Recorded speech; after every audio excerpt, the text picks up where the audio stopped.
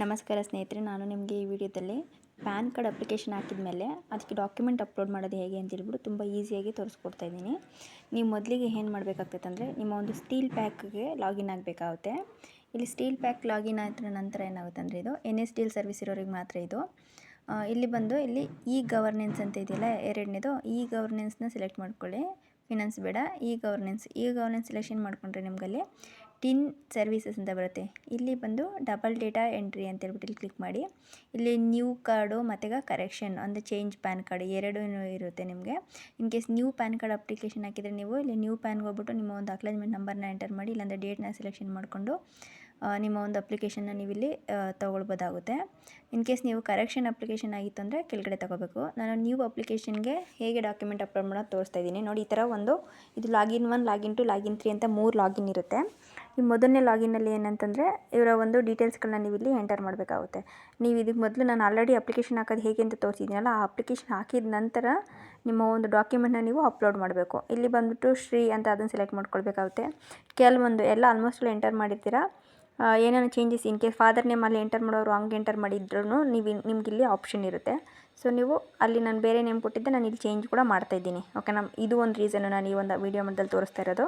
In case ನೀವು application ಹಾಕುವಾಗ father name wrong ಹಾಕಿದ್ರು ಕೂಡ ನೀವು ಇಲ್ಲಿ ಚೇಂಜ್ ಮಾಡ್ಕೊಳ್ಬೋದಾಗುತ್ತೆ. ಆ್ಯಂಡ್ ಇಲ್ಲಿ ಬಂದು ನಿಮ್ಮ ಒಂದು ಅಡ್ರೆಸ್ನ ಕೇಳುತ್ತೆ, ರೆಸಿಡೆನ್ಸ್ ಅಡ್ರೆಸ್ಸು. ಒಂದು ರೆಸಿಡೆನ್ಸ್ ಅಡ್ರೆಸ್ನ ನಿಮ್ಮ ಒಂದು ಅಡ್ರೆಸ್ನ ನೀವು ಇಲ್ಲಿ ಎಂಟರ್ ಮಾಡಬೇಕು. ನಿಮ್ಮ ಒಂದು ಕಾರ್ಡ್ ಯಾವ ಅಡ್ರೆಸ್ಸಿಗೆ ಬರಬೇಕು, ಲೈಕ್ ನಿಮ್ಮದು ಎಲ್ಲಿ ಇದೆಯೋ ಆ ಅಡ್ರೆಸ್ ಪ್ರೂಫ್ನ ನೀವು ಇಲ್ಲಿ ಪ್ರೊವೈಡ್ ಕೂಡ ಮಾಡಬೇಕಾಗುತ್ತೆ. ಸೊ ಆ ಅಡ್ರೆಸ್ನ ಕೂಡ ನೀವು ಇಲ್ಲಿ ಎಂಟರ್ ಮಾಡಬೇಕು. ಇದೇನಂತಂದರೆ ಸ್ಟೀಲ್ ಪ್ಯಾಕಲ್ಲಿ ನೀವು ಏನಪ್ಪ ಇದರಲ್ಲಿ ಅಪ್ಲೋಡ್ ಮಾಡ್ತಾ ಇದ್ದೀರಾ ಅಂತಂದರೆ, ಇದು NS DL ಅಪ್ಲಿಕೇಶನ್ ಯಾರು ಹಾಕ್ತಾರೋ, NS DLಲ್ಲಿ ಒಂದು ಪ್ಯಾನ್ ಕಾರ್ಡ್ನ ಯಾರಾದರೂ ಮಾಡಿರ್ತಾರೋ ಅಂಥವ್ರಿಗೆ ಮಾತ್ರ ಈ ಒಂದು ಸ್ಟೀಲ್ ಪ್ಯಾಕಲ್ಲಿ 3 ಸ್ಟೆಪ್ಪಲ್ಲಿ ನಿಮ್ಮ ಒಂದು ಡಾಕ್ಯುಮೆಂಟ್ನ ನೀವು ಇಲ್ಲಿ ಅಪ್ಲೋಡ್ ಮಾಡಬೇಕಾಗುತ್ತೆ. ಸೊ ನಾನು ಆ ಒಂದು ಅಪ್ಲಿಕೇಶನ್ನ ಮಾಡ್ತಾಯಿದ್ದೀನಿ. ಬೇರೆ ಬೇರೆ ವೆಬ್ಸೈಟಲ್ಲಿ ಬೇರೆ ಬೇರೆ ರೀತಿ ಪ್ಯಾನ್ ಕಾರ್ಡ್ನ ಅಪ್ಲೈ ಮಾಡ್ತಾರೆ.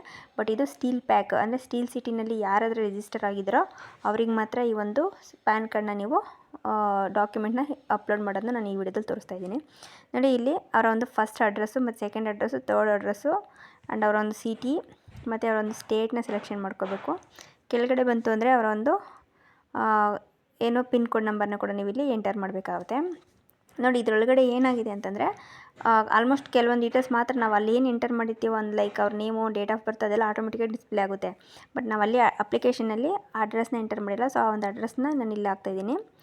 ಆ್ಯಕ್ಚುಲಿ ನಾನು 2 ವೀಡಿಯೋನು ಒಂದರಲ್ಲೇ ಮಾಡಬೇಕಂತ ಅಂದ್ಕೊಂಡಿದ್ದೆ, ಬಟ್ ಅದು ತುಂಬ ಲೆಂತಿ ಆಗುತ್ತೆ. ಬಿಕಾಸ್ ಅಪ್ಲಿಕೇಶನ್ ಹಾಕೋದಕ್ಕೇ ತುಂಬ ಟೈಮ್ ಹಿಡಿತೈತೆ, ಜೊತೆಗೆ ನಾವು ಡಾಕ್ಯುಮೆಂಟ್ ಅಪ್ಲೋಡ್ ಇನ್ನೂ ಟೈಮ್ ಹಿಡಿತೈತೆ ಅಂತೇಳಿ ನಾನು 2 ವೀಡಿಯೋ ಮಾಡಿದ್ದೀನಿ. ಸೊ ಹಂಗಾಗಿ 2 ವೀಡಿಯೋದಲ್ಲೂ ತೋರಿಸ್ತಾ ಇದ್ದೀನಿ ನೋಡಿ. ಇಲ್ಲಿ residence address, representative address, residence address ಜೊತೆ ರೆಪ್ರೆಸೆಂಟೇಟಿವ್ ಅಂದರೆ ಯಾರು ಇದನ್ನು ಅಪ್ಲಿಕೇಶನ್ ಹಾಕ್ತಾರೋ ಅವರ ಒಂದು ಅಡ್ರೆಸ್ನ ಕೂಡ ನೀವು ಇಲ್ಲಿ ಎಂಟರ್ ಮಾಡಬೇಕಾಗುತ್ತೆ. ಅವರ ಒಂದು ಅಡ್ರೆಸ್ನ ನೀವು ಇಲ್ಲಿ ಎಂಟರ್ ಮಾಡಿ, ಕೆಳಗಡೆ ಸೇಮ್ ಅವರ ಒಂದು ನೇಮು, ಲಾಸ್ಟ್ ನೇಮು, ಮತ್ತೀಗ ಅವರ ಒಂದು ಫ್ಲ್ಯಾಟ್ ನೇಮು, ಮತ್ತೀಗ ಬಿಲ್ಡಿಂಗ್ ನೇಮು, ಮತ್ತು ಅವ್ರ ಒಂದು street name, area, state, town, pin code ಇದೆಲ್ಲ ನೀವು ಇಲ್ಲಿ ಮತ್ತೆ ಇಲ್ಲಿ ಎಂಟರ್ ಮಾಡಬೇಕಾಗುತ್ತೆ ನೋಡಿ ಸ್ನೇಹಿತರೆ. ಇದೇನಂತಂದರೆ ಪ್ಯಾನ್ ಕಾರ್ಡ್ ಓನ್ಲಿ ಅಪ್ಲಿಕೇಶನ್ ಆಗ್ತಿದ್ದಂಗೂ ನಿಮಗೆ ಪ್ಯಾನ್ ಕಾರ್ಡ್ನ ಮನೆಗೆ ಕಳಿಸ್ಕೊಡೋದಿಲ್ಲ. ಬಟ್ ನೀವು ಇದಕ್ಕೆ ಡಾಕ್ಯುಮೆಂಟ್ನ ಕಂಪಲ್ಸರಿ ಅಪ್ಲೋಡ್ ಮಾಡಬೇಕು. ಇದರಲ್ಲಿ 2 ಟೈಪ್ ಆಫ್ ಅಪ್ಲಿಕೇಶನ್ನ ನೀವು ಇದು ಮಾಡ್ಬೋದು.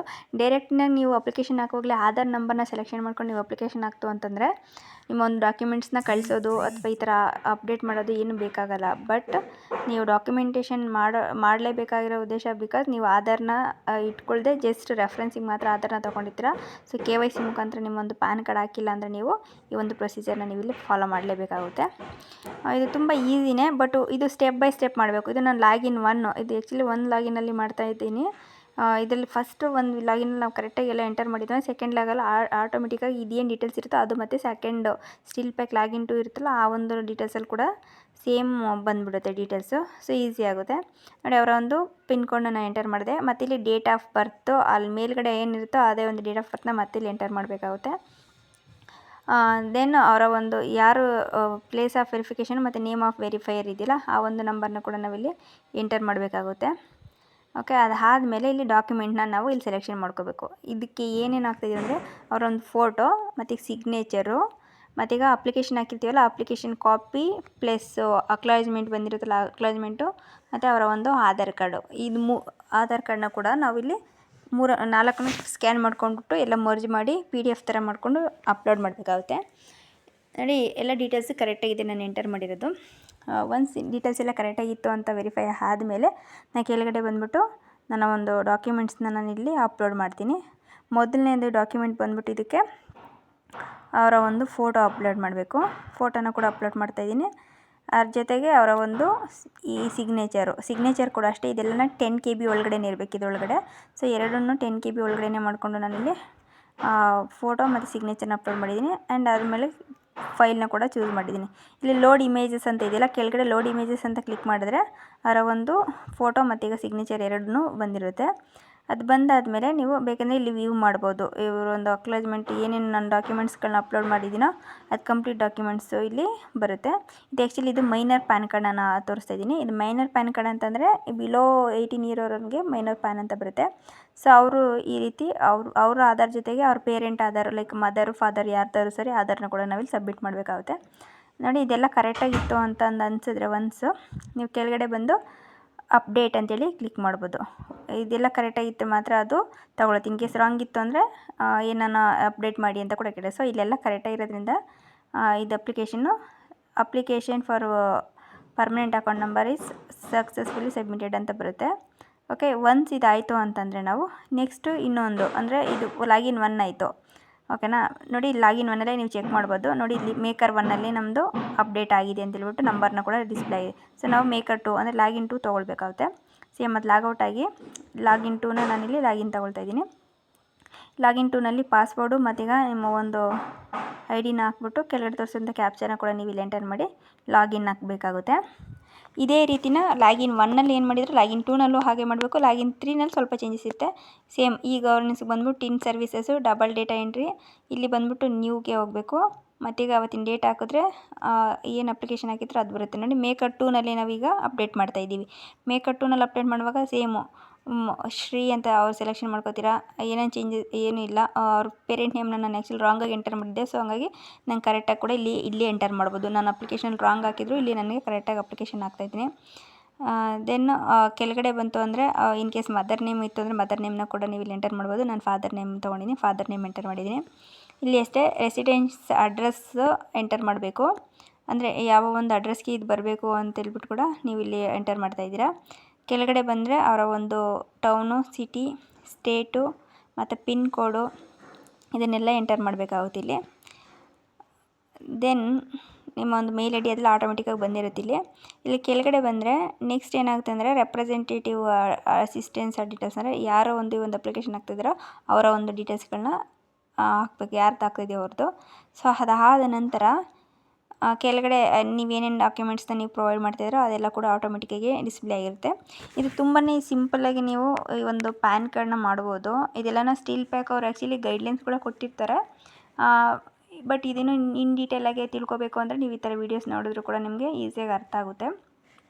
ಇಲ್ಲಿ ಮೇಯ್ನಾಗಿ ಏನಂತ ಅಂದರೆ ಈ ಅಪ್ಲಿಕೇಶನ್ನಲ್ಲಿ ನಾವು ಡಾಕ್ಯುಮೆಂಟ್ಸ್ನ ಅಪ್ಲೋಡ್ ಮಾಡುವಾಗ ಒಂದು ಕರೆಕ್ಟಾಗಿ ಆ ಡಾಕ್ಯುಮೆಂಟ್ಸ್ನ ಸೆಲೆಕ್ಷನ್ ಮಾಡಿಕೊಂಡ್ರೆ ಸಾಕು, ಎಲ್ಲ ಕರೆಕ್ಟಾಗಿ ಅಪ್ಡೇಟ್ ಆಗುತ್ತೆ. ಇದರಲ್ಲೇನು ತುಂಬ ಬೇಗನೂ ಕೂಡ ಡಿಸ್ಪ್ಲೇ ಆಗುತ್ತೆ ಒಂದು ಪ್ಯಾನ್ ಕಾರ್ಡ್ ನಾವು ಅಪ್ಲೈ ಮಾಡೋದು. ಎಷ್ಟು ಬೇಗ ಅಂತಂದರೆ ಅರೌಂಡ್ ಒಂದು ವೀಕಿಂದ 15 ಡೇಸ್ ಒಳಗಡೆ ನಮ್ಮ ಒಂದು ಪ್ಯಾನ್ ಕಾರ್ಡ್ನ ಕೂಡ ನಾವು ರಿಸೀವ್ ಮಾಡ್ಬೋದು. ಸೊ NSDLಲ್ಲಿ ತುಂಬ ಚೆನ್ನಾಗಿದೆ ಸರ್ವಿಸ್ ಕೂಡ. ಯಾರ್ಯಾರೆಲ್ಲ ಇನ್ನೂ NSDL ತೊಗೊಂಡಿಲ್ಲೋ ದಯವಿಟ್ಟು ಇದನ್ನ ತೊಗೊಂಡು ಮಾಡೋದು ಕೂಡ ತುಂಬಾ ಯೂಸ್ಫುಲ್ ಅಂತ ಕೂಡ ನಾನು ಹೇಳ್ತೀನಿ. ಓಕೆ, ಇಲ್ಲಿ ನಾನು ಅವ್ರ ಡೀಟೇಲ್ಸ್ ಕೂಡ ಎಂಟರ್ ಮಾಡಿದೆ. ಸೇಮ್ ಸ್ಟೀಲ್ ಪ್ಯಾಕಲ್ಲಿ ಮೊದಲನೇ ಲಾಗಿನಲ್ಲಿ ಫಸ್ಟ್ ಲಾಗಿನಲ್ಲಿ ಏನೇನು ಎಂಟರ್ ಮಾಡೋದೋ ಅದೇ ಡೀಟೇಲ್ಸ್ನ ನಾನು ಮತ್ತೆ ಏನು ಮಾಡ್ತೀನಿ ಲಾಗಿನ್ 2ನಲ್ಲಿ ಕೂಡ ಎಂಟರ್ ಮಾಡ್ತೀನಿ. ಆ್ಯಂಡ್ ಲಾಗಿನ್ 3ನಲ್ಲಿ ಬಂದುಬಿಟ್ಟು ಸ್ವಲ್ಪ ಚೇಂಜಸ್ ಇರುತ್ತೆ. ವೆರಿಫಿಕೇಷನ್ ಅಂತ ಎರಡರಲ್ಲೂ ವೆರಿಫೈ ಮಾಡೋದು ಅಷ್ಟೇ ಇರುತ್ತೆ.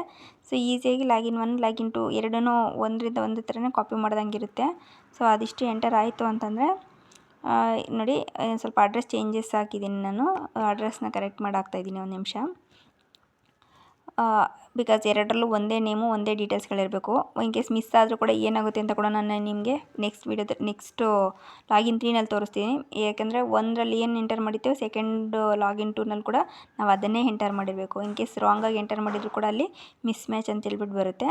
ಸೊ ಅದರಿಂದ ನೋಡಿಕೊಂಡು ನೀವು ಕರೆಕ್ಟಾಗಿ ಎಂಟರ್ ಮಾಡಿ. ಓಕೆ, ಪಿನ್ ಕೋಡ್ ಎಂಟರ್ ಮಾಡ್ತಾಯಿದ್ದೀನಿ. ಇಲ್ಲಿ ಬ್ಯಾಂಗ್ಳೂರ್ನವ್ರದ್ದು ಪಿನ್ ಕೋಡ್ ಆಯಿತು. ಇಲ್ಲಿ ಬಂದುಬಿಟ್ಟು ಅವರ ಒಂದು ಡೇಟ್ ಆಫ್ ಬರ್ತ್ನ ಮೇಲ್ಗಡೆ ಆಲ್ರೆಡಿ ಇರುತ್ತೆ, ನಾವು ಕೆಳಗಡೆ ಕೂಡ ಸೆಲೆಕ್ಷನ್ ಮಾಡ್ಕೊಳ್ಬೇಕಾಗುತ್ತೆ ಡೇಟ್ ಆಫ್ ಬರ್ತು. ಓಕೆ, ಇಲ್ಲಿ ನೆಕ್ಸ್ಟ್ ಏನಾಗ್ತದೆ ಅಂದರೆ ಅವರ ಒಂದು name of verifier and place of verification ಇದೆರಡನ್ನೂ ಕೂಡ ಇಲ್ಲಿ ನೋಡಿ. ಇಲ್ಲಿ ಎಸ್ಪೆಷಲಿ ಇನ್ನೊಂದು ಹೇಳ್ತೀನಿ, ಡೇಟ್ ಆಫ್ ಬರ್ತ್ ಎಂಟರ್ ಮಾಡುವಾಗ ಈ ರೀತಿಯೇ ಎಂಟರ್ ಮಾಡಿ. ಲೈಕ್ 19 ಸೆಪ್ಟೆಂಬರ್ 2011 ಈ ಥರನೇ ಎಂಟರ್ ಮಾಡಿ. ಈ ಥರ ನಂಬರಲ್ಲಿ ಎಂಟರ್ ಮಾಡ್ತು ಅಂದರೆ ಕೆಲವೊಂದೊಂದು ಸಲ ಏನಾಗುತ್ತೆ ಅಂದರೆ ಎರರ್ ಬರೋ ಚಾನ್ಸಸ್ ಇರುತ್ತೆ. ಲೈಕ್ 19/9/2011 ಅಂತ ಹಾಕಿದ್ರು ಕೂಡ ಸಬ್ಮಿಟ್ ಆಗೋದಿಲ್ಲ. ಇದರ ಒಂದು ಡಿಫಾಲ್ಟಾಗಿ ಅದು ತೊಗೊಳುತ್ತೆ. ಸಾಕಷ್ಟು ಸಲ ನಾನು ಆ ಥರ ಇದು ಮಾಡಿದ್ದೀನಿ. ಹಂಗಾಗಿ ಸೊ ನನಗೆ ಅವ್ರು ಹೇಳಿರೋ ಪ್ರಕಾರ ಹೋದರೆ ಈ full date of birth enter ಮಾಡಿದ್ರೆ ಈಸಿಯಾಗಿ ಬರುತ್ತೆ.